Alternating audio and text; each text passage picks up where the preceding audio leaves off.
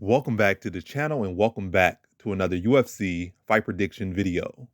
In this video, I'll be predicting the full card of fights for UFC Fight Night, Kattar versus Chikadze. So without further ado, let's get to our first fight on the card. So in our first fight, we have in the featherweight division, Kelleher versus Kevin Croom. So some things to note with this one right here is Kelleher is not fighting at his true weight of 135 or his optimum weight of 135. I think he like 0-1 at 145 in the UFC, but at least he fought somebody much better than Kevin Croom, at least to me, and Cody Stamann lost him. Competitive fight, but clearly lost to Cody Stamann. That was like a short notice catchweight fight where they had to go up to like 140. I don't think it was at 145, but either way. Kelleher is not at his optimal weight. Croom will be bigger. Oddly enough, these guys have similar records. Croom kind of appears as this guy that was a inconsistent, low-tier journeyman fighter. He had a couple decent wins on his record. But he is like almost, well, I'm not going to say almost 50-50, but it's not a pretty record, 21-13. It's not like he's been fighting the best in the UFC. And Kelleher's record is 23-12, which is not so much better, but Kelleher at least has been in the UFC taking losses, whereas Croom, he had like, 2 UFC fights? But yeah, Croom has not been in UFC, fighting UFC caliber, hasn't been consistently fighting the best guys, whereas Kelleher has literally been taking the best he can get. Every now and then he gets a little easy fight, but Kelleher has not been ducking anyone. He's been fighting the best they can give him every single time out. So I rate Kelleher's record a lot better. And when I look at that skill set, I just think Kelleher is a cleaner striker, cleaner grappler. I think Croom is awkward.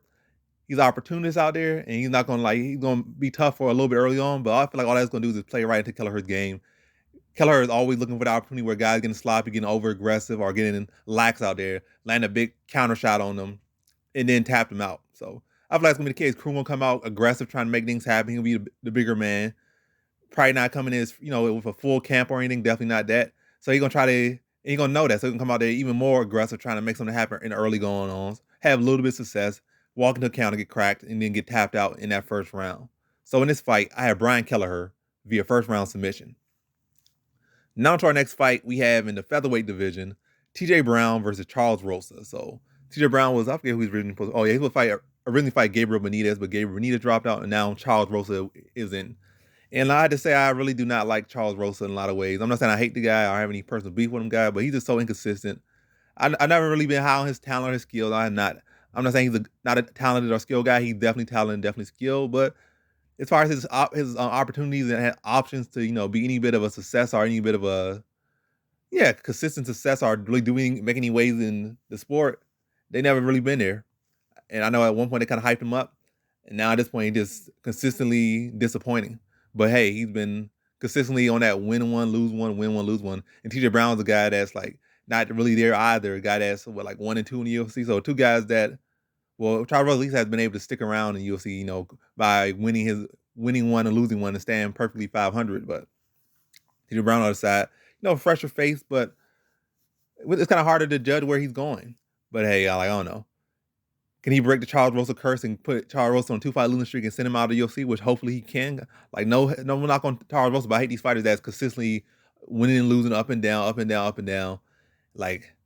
Not good for betting. I don't know. I guess if you stick to the pattern, maybe he's great for betting, but I don't know. I don't like the man when these people are so inconsistent. I'd rather just not have to bet on them or deal with them and just scratch them out. So get that headache out of here. Somebody put him on a 2-3 fight losing streak so we don't have to deal with him no more. But hey, it is what it is, and it's not even a prediction. This is me talking my personal feelings. But TJ Brown versus Charles Rosa, how I see this one is, I don't know. TJ Brown's got some pretty decent wrestling, but he got submission grappling. I feel like what Charles Rosa has lost to most in case in the UFC is guys that have significantly been better strikers and been able to stay in his face and stop him, cut him off and stop him. Or in this case, we see him lose a lot of grapplers, like with Damon Jackson's, Derek Miners, where yes, he can grapple with them, but he ends up playing jiu-jitsu and land on his back too much and loses a decision pretty clean and clear.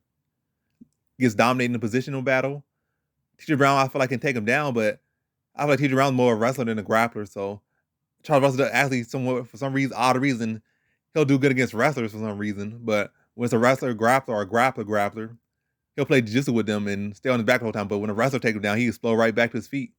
So I don't know, man. The man has some issues in his life that he needs to focus on mentally, but I'm gonna lean to TJ Brown. Charles Rosa has a cool record of, always winning one, losing one, but at some point that record fades, and then it's cute when you keep doing it. eventually he's going to end up getting kicked. And I think this is his time to get kicked. I feel like TJ Brown could score takedowns.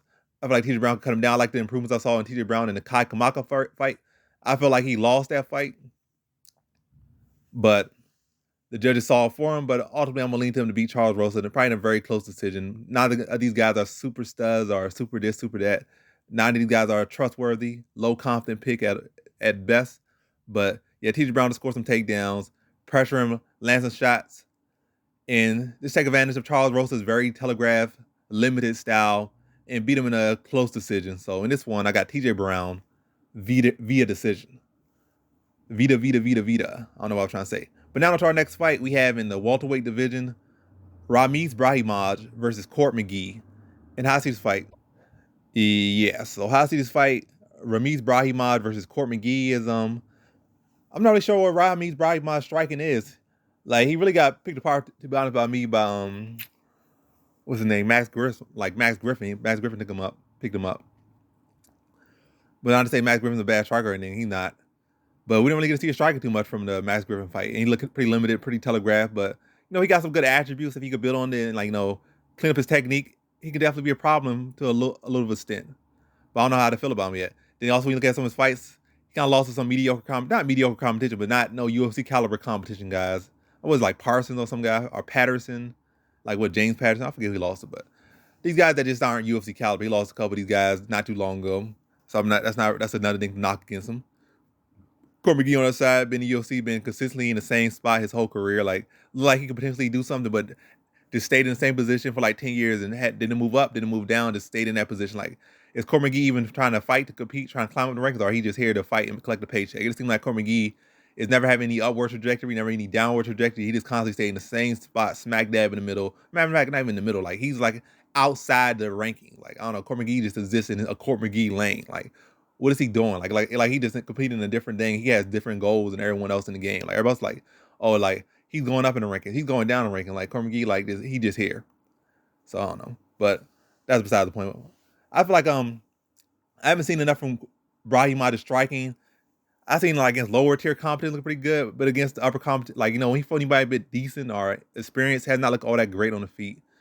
Then I feel in this area, in this fight, his best advantage will be his wrestling and grappling. But Court McGee actually has some underrated jiu-jitsu, actually has some underrated wrestling defense and offense. So I feel I'm gonna take Court McGee's experience here to be to stifle the wrestling and grappling of Brahimaj and get some success in his own grappling in this fight. I'm not saying he's gonna do that to a great extent, but I feel the grappling is gonna pretty much even out. Court McGee might even get an edge with his experience and his situational and timing to score these takedowns.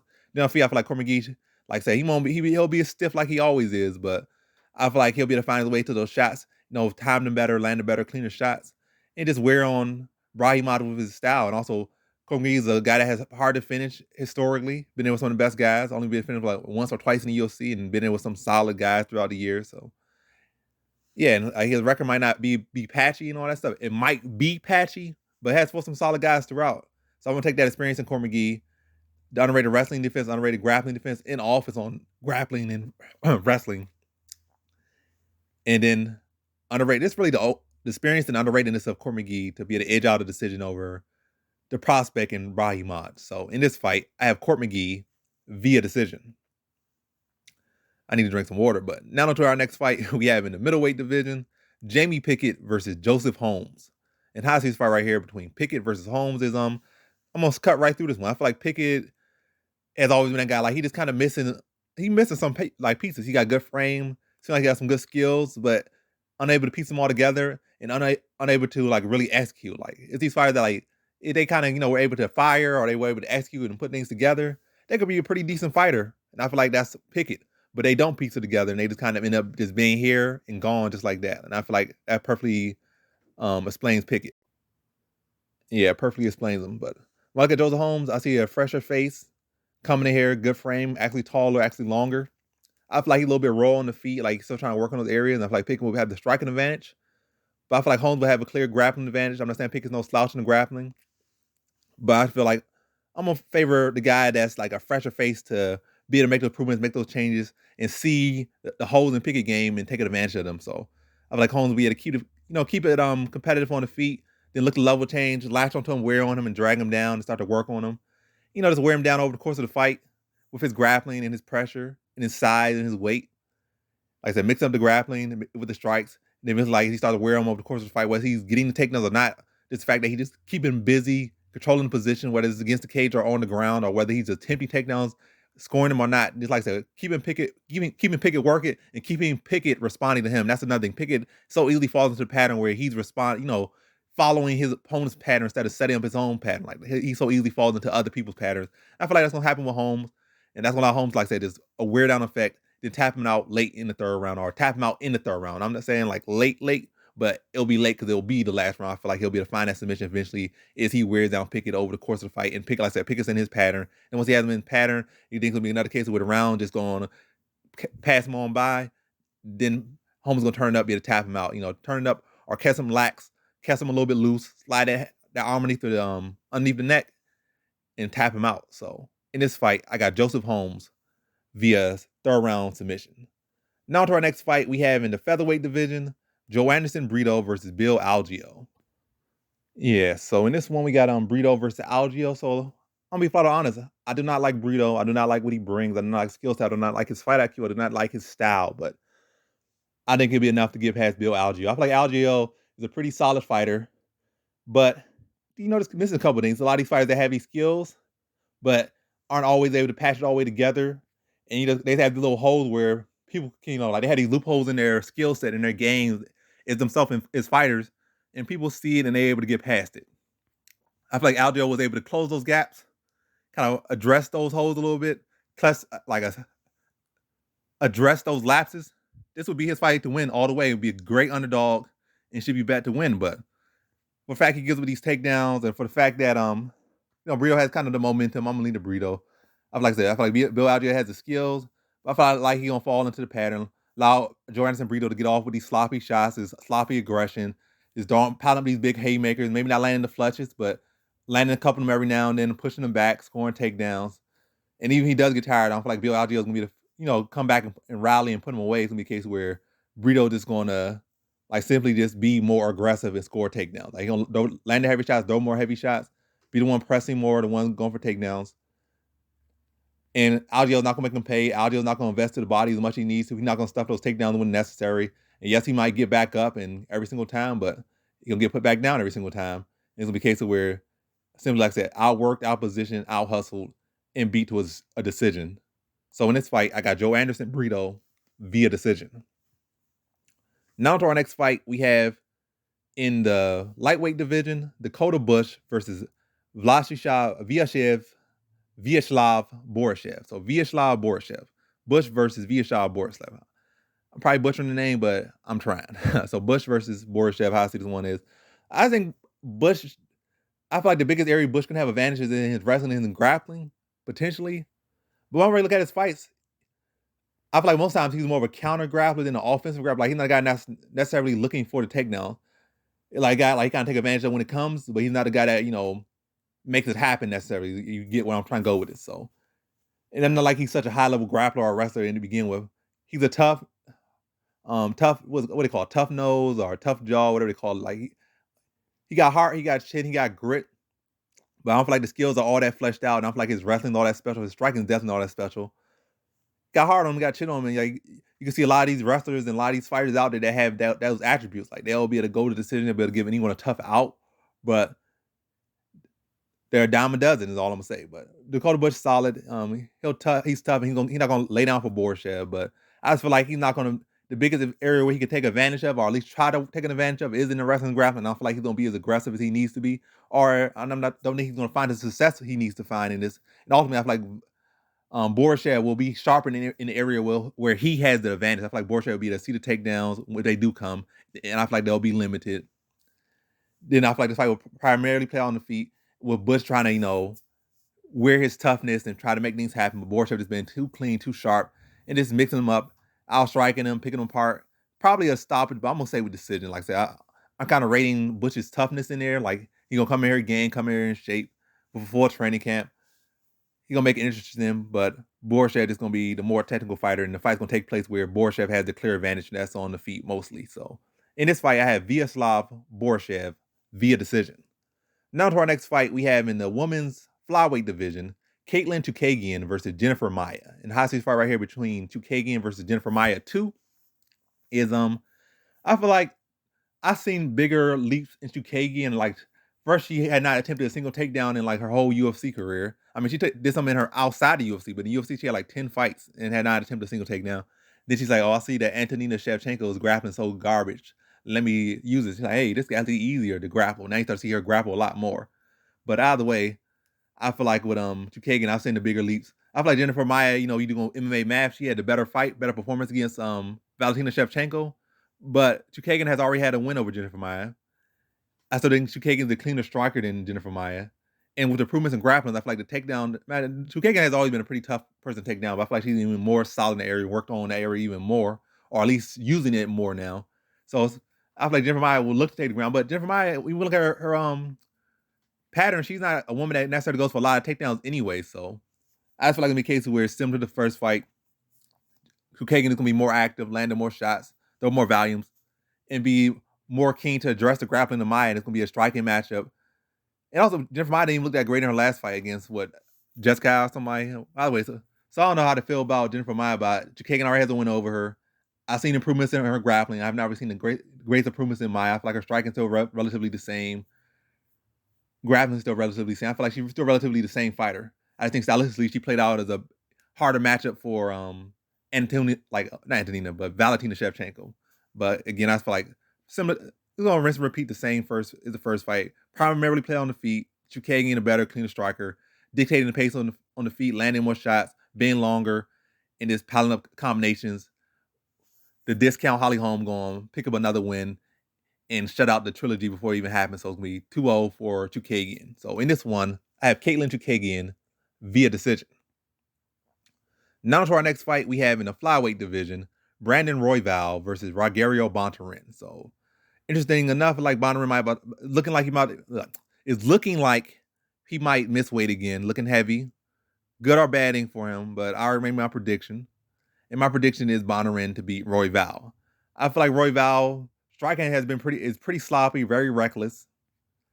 Defense is questionable. I feel like this guy is gonna be on everybody's knockout highlight reel when he gets past his prime or any bit old, or when somebody really starts to chin check this man, those knockout losses are gonna pile up heavily because this man's striking is especially defensive, like it's just so negligent, offensively and defensively. It's just so negligent, just wild and free. Good for him, it seems, but I feel like if people could take advantage, they're gonna take advantage of it. And I feel like another issue with him, he's no slouch on the ground. He's not bad on the ground, but he's a guy that likes to play the ground game too much. Like instead of like your submission, sweep, or get back to your feet. You don't want to be on the ground trying to go for submission. Somebody stuffing your submissions, you don't want to keep standing there. You got to get up. You got to work to get back to your feet, or you're gonna lose decisions. And I feel like Bontorin, I feel like it's clearly the better grappler. I feel like Royval's best thing is to outpace him and, wear him down, or, catch him with some wild stuff like a flying knee, or catch him with a spinning elbow or a double back spinning elbow, something crazy, and then maybe tap him out. But skill for skill, I feel like Bontorin could shut him out on the grappling, shut him out on the wrestling, shut him out on the jiu-jitsu. I feel like Bontorin going to land the heavier shots. Royval going to be awkward, but that awkwardness is going to know with him getting put on his back. He's going to try for submission, and Bontorin's going to easily shut them down and just maintain that top position and grind him out to a decision over the course of 3 rounds. So in this fight, I got Rogerio Bontorin via decision. Now to our co-main event. I don't know why this is our co-main event, but hey, they got some weird thing. Like both of these guys, neither of these guys should be anywhere on no co-main event or a main card. These guys should be not even prelim headline. These guys should be like second and third fight on the card, in a relevant spot. But hey, I guess they feel like pacing wise, put some heavyweights here, low tier heavyweights here, and hopefully a knockout would occur. But in most cases like that, a knockout don't even occur. So it is what it is. Co-main event, Chase Sherman versus Jake Collier. How I see this one is, I just feel like Collier has not really super impressed me at heavyweight. I feel like he really like a middleweight or welterweight. He definitely like a middleweight, but he just went to the buffet and became a heavyweight. So he a buffet heavyweight, not a true heavyweight. Sherman's not no bodybuilding model or anything like that, but that doesn't make you a heavyweight now. So I'm just saying he don't need to. He's naturally a heavyweight. He don't need to eat. It's not because he's fat. Like I said, he might not be completely ripped, 2% body fat or nothing like that, and that's definitely not a recipe for success at any fighting sport to be that low on body fat. But all I'm saying is that, again, Sherman is just a natural heavyweight. it's not because he's fat or he has carrying around extra weight. It's just he's a natural heavyweight. Whereas Jake Collier is clearly not a heavyweight. He's just a guy that's carrying around a lot of extra fat weight. But yeah, I feel like Collier is the more well-rounded fighter. But the fact that he struggled with Gian Vellante and these other Carlos Felipe guys, I just feel like I'm gonna go with Sherman here. He's the bigger, truer heavyweight. Low confidence just because it's Chase Sherman. Like both of these guys, I have zero confidence on either of these guys, but I'm gonna take Chase Sherman as the bigger, natural heavyweight, the actual heavyweight. And I feel like stylistically, Collier is not gonna be going for a whole lot of takedowns or finding the greatest success with his takedowns, and he's gonna be on his feet a lot. And I think that this feeling that power from a true heavyweight is not gonna factor well with him. And I just feel like Chase Sherman's basically to put him out like late in this fight after the power, weight, and size wears on him. And with the power shots landing on him by Sherman, I feel like Sherman will be able to put him away late in this fight. So in this fight, I got Chase Sherman via third round TKO. Now to our main event, we have in the featherweight division, Calvin Kattar versus Giga Chikadze. And how I see this one right here is I feel like Calvin Kattar is a very solid guy, but I feel like I feel like he has reached his ceiling to me. Prove me wrong or prove me right.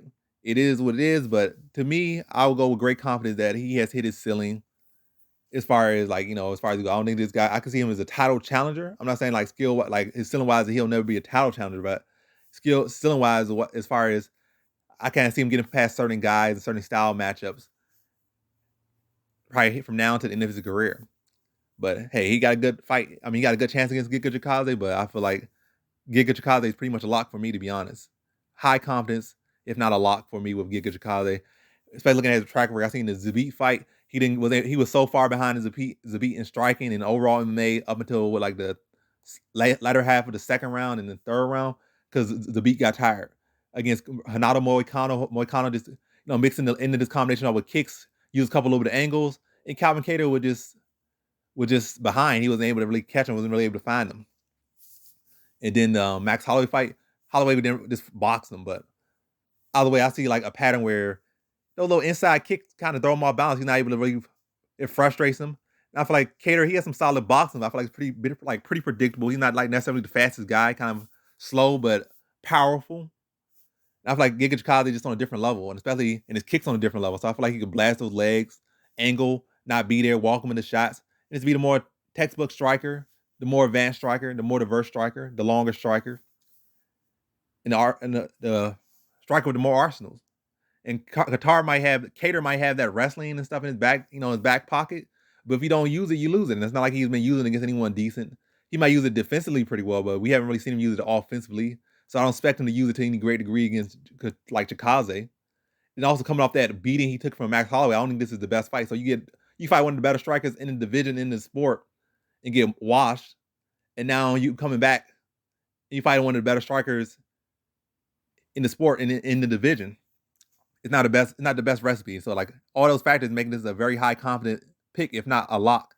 So his pattern of losing the guys like that have similar striking to Chikadze, the speed issue, the predictability issue, the issue with dealing with kicks and angles, all those issues. And I feel like Chikadze presents all of them to him.